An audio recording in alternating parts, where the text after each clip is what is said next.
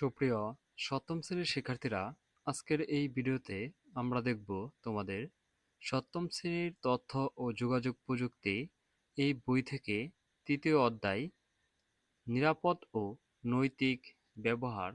সপ্তম শ্রেণী আইসিটি বইয়ের তৃতীয় অধ্যায় আমরা আজকের এই ভিডিওতে আলোচনা করব এবং তোমাদের যে অনুশীলনীটি আছে সেটি আমরা আজকের এই ভিডিওতে সমাধান করব এবং তোমাদের অর্ধবার্ষিক এবং বার্ষিক পরীক্ষায় কমন উপযোগী যে প্রশ্নগুলো আসতে পারে সেই প্রশ্নগুলো আমরা দেখব। চলো আমরা প্রথমেই দেখে নেব যে এই অধ্যায় শেষে তোমরা কি কি শিখতে পারবে। এই অধ্যায় শেষে যে মাত্রাতিরিক্ত ইন্টারনেট ব্যবহারের ক্ষতিকর দিকগুলো ব্যাখ্যা করতে পারবে, সামাজিক ক্ষেত্রে এর প্রভাব বর্ণনা করতে পারবে, তথ্য ও যোগাযোগ প্রযুক্তির ব্যবহার সম্পর্কিত আইন ব্যাখ্যা করতে পারবে, নিরাপদ ও নৈতিক ব্যবহারের প্রয়োজনীয়তা ব্যাখ্যা করতে পারবে, মাত্রা মাত্রাতিরিক্ত যে ইন্টারনেট ব্যবহারের পরিণতি সম্পর্কে কার্টুন আঁকতে পারবে। এখন হচ্ছে প্রথমে হচ্ছে সচেতন ও ব্যবহার। আমরা যে সচেতন, যেমন আমাদের যে একটা ছোট ছুরি দিয়ে একটা গাছের ডাল কাটতে বলা হয়, তুমি সারাদিন চেষ্টা করলেও সেই একটি বড় গাছ কাটতে পারবে না, তার থেকে বেশি কিছু করতে পারবে না। যে এখন দেখো যে তোমাকে যদি একটা ছোট ছুরি দিয়ে একটা গাছের ডাল কাটতে বলা হয়, তুমি সারাদিন চেষ্টা করলেও খুঁচিয়ে খুঁচিয়ে যেমন বড় জোর গাছের বাকল একটুখানি তুলতে পারবে, তার বেশি কিছু করতে পারবে না। কিন্তু তোমাকে যদি একটা দাঁড়ালো দা দেওয়া হয়, কয়েক ধাপে তুমি সেই গাছের ডালটি কেটে ফেলতে পারবে। এখানে একটা জিনিস লক্ষ্য করো, ছোট ছুরিটা যদি তুমি অসতর্কভাবে ব্যবহার করো, তোমার হাতে পায়ে বড়জোর একটু খোঁচা লাগতে পারে। কিন্তু ধারালো দা অসতর্কভাবে ব্যবহার করলে ভুল জায়গায় লেগে গেলে ভয়াবহ এবং রক্তারক্তি হতে পারে। এরকমই হচ্ছে যে আমাদের ছোট কাঠি দিয়ে দাঁড়ালো যেমন দায়ের ক্ষমতা অনেক বেশি, তাই সচেতনভাবে সেটা ব্যবহার করে অনেক বড় কাজ করা যাবে।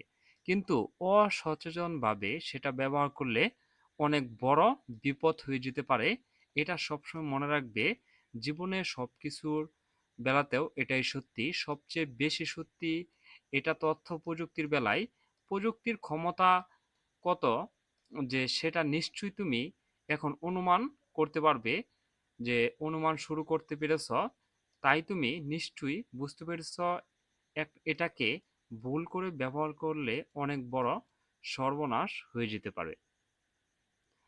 এখন হচ্ছে যে এখানে একটি ছবি দেওয়া আছে, সবার চোখের আড়াল থেকে যে ইন্টারনেট ব্যবহার করা যাবে না, অপরিচিত মানুষের নামে ছবি পাঠিয়ে পাসওয়ার্ড দেওয়া যাবে না, ইন্টারনেটে অন্যের সাথে রোদ বা অসঙ্গত অশালীন হওয়া যাবে না। আরেকটি হচ্ছে যে আসক্তি। আসক্তি কি? আসক্তি হচ্ছে যে মানুষের গেম, মোবাইলের প্রতি আসক্তি। এখন অনেকেরই যে তোমাদের যে মোবাইলের প্রতি বা বিভিন্ন অ্যাপসের প্রতি তোমাদের যে আসক্তির মাত্রাটা হচ্ছে বেড়ে যাচ্ছে। যে আমরা কম্পিউটার ব্যবহার করব, কিন্তু কম্পিউটার যেন আমাদের ব্যবহার করতে না পারে। মানে কি, আমরা কম্পিউটারকে ব্যবহার করব, কম্পিউটার যেন আমাদেরকে ব্যবহার না করতে পারে। এখানে তোমাদের দুটি চিত্র দেওয়া আছে। এখান দেখো, সে হচ্ছে কম্পিউটারে নিজের কাজ করতেছে, আর এটি কি করতেছে, কম্পিউটারে তার মাথায় ধরে রাখছে। মানে কি, কম্পিউটার তাকে ব্যবহার করতেছে। যে এরকমটা যেন না হয়। কারণ দেখো, তোমরা যদি একটি ক্লাস দেখতে আসো, একটি গান দেখবে, একটি নাটক দেখবে, এরকম যেন না হয়। ক্লাস দেখলে ক্লাসে, আর তোমরা কম্পিউটার প্রতি বা মোবাইলের প্রতি এরকম কোনো আসক্ত যেন না হও। আরেকটি হচ্ছে সামাজিক নেটওয়ার্কের বন্ধু আর সত্যিকারের বন্ধুর মাঝে অনেক পার্থক্য। সামাজিক, এটি হচ্ছে বোঝা যাচ্ছে যে সামাজিক বন্ধু, আর এটি হচ্ছে কি, যে সত্যিকারের বন্ধুর। এটি তোমরা পড়ে নেবে যে সামাজিক বন্ধু এবং সত্যিকারের বন্ধুর মাঝে যে পার্থক্যটি। আরেকটি হচ্ছে কপিরাইট। কপিরাইটটি হচ্ছে যে মানুষের জীবনযাপন দুই ধরনের সম্পদের প্রয়োজন। একটি হচ্ছে যে আমরা খুব সহজে বুঝতে পারি, যেটি স্পর্শ করা যায়, যেমন বাড়ি গাড়ি, টাকা পয়সা, জমি কিংবা খাবার, এগুলো মানুষের জাতিগত। তবে শুধু এসবই মানুষের তৃপ্ত থাকে না, তাকে তার মানবিক গুণকেও লালন করতে হয়। সে গান শুনে, কবিতা আবৃত্তি করে, গবেষণা করে, সৃজনশীল কাজ করে, নতুন নতুন পণ্য ও সেবা দিয়ে মানুষকে জীবনযাপন সহজ করে। এসব বুদ্ধিবৃত্তিক কাজের মাধ্যমেও সম্পদ সৃষ্টি হয়, তাকে বলতে হয় যে বুদ্ধিবৃত্তিক সম্পদ। এই বুদ্ধিবৃত্তিক সম্পদেরও মালিক আছে, আর এটি যদি অন্য কেউ চুরি করে নিজের নামে চালিয়ে দেয়, সেটাকেই বলা হয় কপিরাইট। আরেকটি হচ্ছে নৈতিকতা ও প্লেজারিজম।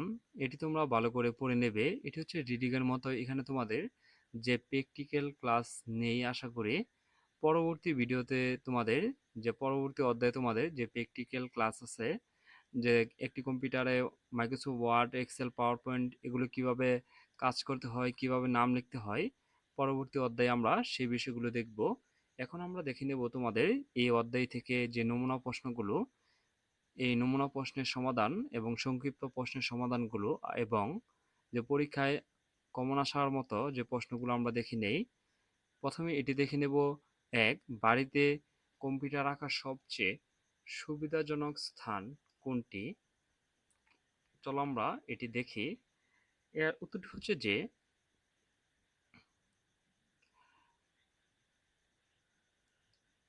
বাড়িতে কম্পিউটার রাখার সবচেয়ে সুবিধাজনক স্থান হচ্ছে বসার ঘর। সামাজিক নেটওয়ার্কের ক্ষেত্রে এর দুইয়ের উত্তরটি হচ্ছে যে গহ। এখানে সবগুলোই ব্যক্তির সাথে সরাসরি যোগাযোগ না হতে পারে, আন্তর আন্তরিকতার অভাব থাকে, প্রতারিত হওয়ার সম্ভাবনা থাকে।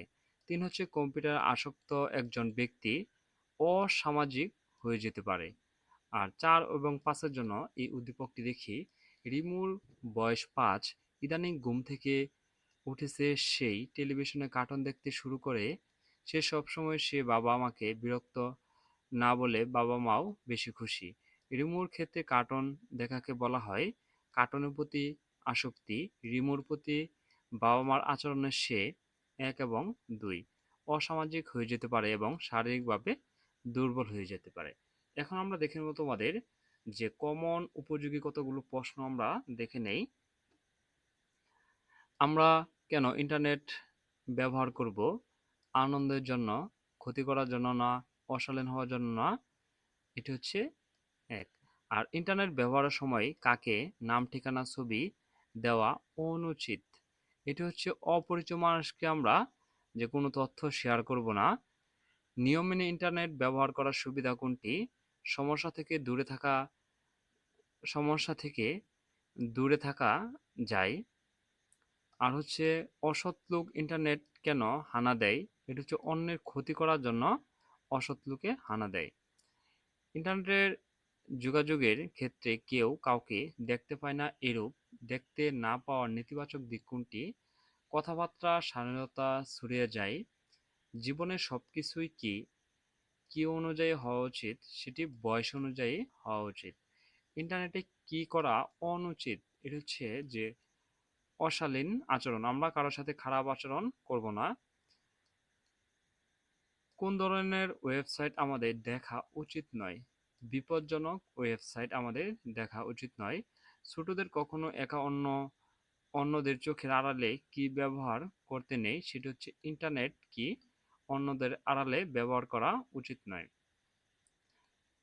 আরেকটা হচ্ছে আমরা ইন্টারনেট ব্যবহার করব, সেটা হচ্ছে যে ২ এবং ৩ সবার চোখের সামনে কম্পিউটার স্ক্রিন সবাইকে দেখিয়ে আমরা ব্যবহার করব। সত্যিকারের জীবনে আমরা সাধারণত ২ এবং ৩ অশালীন আচরণ করি না এবং সংযত থাকার চেষ্টা করি। বয়সের অনুপযোগী কোনো জিনিস আমাদের সামনে চলে এলে এটি আমরা কি করব? ১ এবং ৩ যে রীতিমতো ধাক্কা খেতে পারে। আরেকটি হচ্ছে যে আমাদের মন বিষিয়ে যেতে পারে। তথ্য প্রযুক্তি ভুলভাবে ব্যবহার করলে কি হতে পারে? সেটি হচ্ছে অনেক বড় সর্বনাশ হতে পারে। আমরা তথ্য প্রযুক্তি কিভাবে ব্যবহার করব? সেটি হচ্ছে খুব সচেতনভাবে ব্যবহার করব।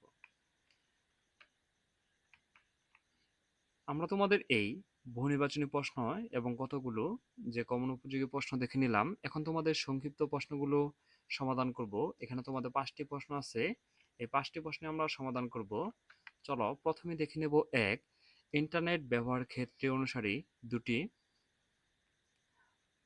অনুসরণীয় দুটি নিয়ম হলো, ইন্টারনেট ব্যবহারের ক্ষেত্রে অনুসরণীয় দুটি নিয়ম হলো, এক,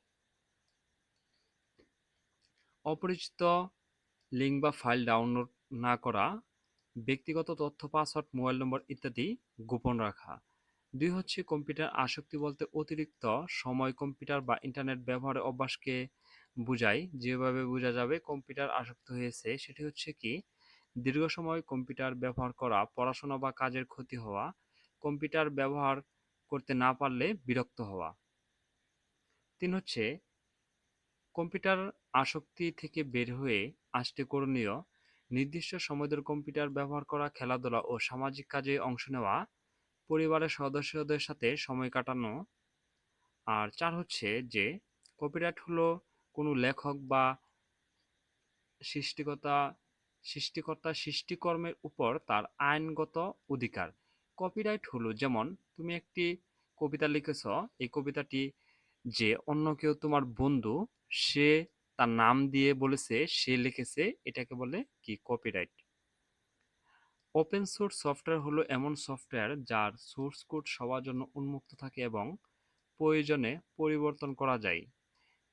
এর একটি সুবিধা হলো এটি বিনামূল্যে ব্যবহার করা যায়।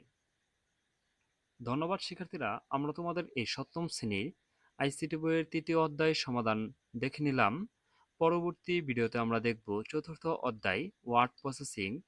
এই অধ্যায়ে তোমাদের প্র্যাকটিক্যাল কাজ অনেক, এটি আমরা পরবর্তী ভিডিওতে প্র্যাকটিক্যাল সহ যে কিভাবে সফটওয়্যারটি ওপেন করতে হয়, কিভাবে কিবোর্ডে চাপতে হয় এবং মাউসের কাজ কি, কিবোর্ডের কাজ কি, কিভাবে লিখতে হয়, সেই বিষয়গুলো আমরা পরবর্তী ভিডিওতে দেখব এবং অনুশীলনী সমাধান করব। এবং পরবর্তী ভিডিও সবার আগে পেতে চ্যানেলটি সাবস্ক্রাইব করে পাশেই থাকবে। আর যারা সাবস্ক্রাইব করেছো তাদেরকে অসংখ্য ধন্যবাদ।